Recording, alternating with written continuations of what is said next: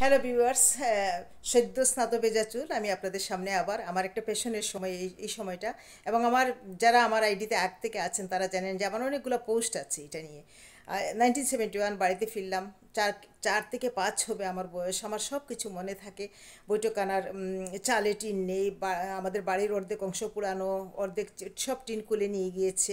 বেডরুমে বিশাল বিশাল গর্ত, বাবার সমস্ত বইপত্র ফেলে পানিতে পুড়িয়েছে, জ্বালিয়েছে। আমাদের সব কুষ্টিগুলো, আমাদের ভাই বোনদের সব কুষ্টিগুলো ওখানে ফেলা, কারণ আমাদের তখন প্রাণ নিয়েই বের হয়ে গিয়েছি।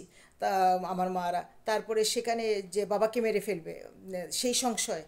তারপরে ওখানে দেখলাম যে আমার মনে আছে যে ওখানে নারিকেল খেয়েছে, সব ডাবের চুকলা, তারপরে জাম্বুরা খেয়েছে। সে যাই হোক, কাবুলিওয়ালাকে তো দেখলামই। ইদানিং যে ভিডিওগুলো করেছি সেগুলোতে আমরা আমরা বলি তপস্যা সাধনা। হ্যাঁ, নাচের ক্ষেত্রে, গানের ক্ষেত্রে প্রতিষ্ঠিত যারা, নৃত্য, নাচ, সব কিছুতে, এমনকি একটা বাদ্যবাদককেও তপস্যা করতে হয়। ঠিক সেরকম পাবলিক প্লেসে বা প্ল্যাটফর্মে কথা বলতেও তপস্যার প্রয়োজন। সাধনা ছাড়া কিন্তু কিছু হয় না। আর সাধনা ছাড়া যদি সব কিছু হয়ে যেত তাহলে কি আমাদেরকে শুনতে হতো যে বিদ্রোহী কবি কাজী নজরুল ইসলাম মহাভারত রচনা করেছেন? এটাকে আমরা প্রজন্মের কাছে রেখে যেতাম, প্রজন্মকে প্রজন্ম তো এই জিনিসটা এখন শুনেই, যখন কৃষ্ণদ্বৈপায়ন বেদব্যাস আর না, বিদ্রোহী কবি কাজী নজরুল ইসলাম মহাভারত রচনা করেছেন।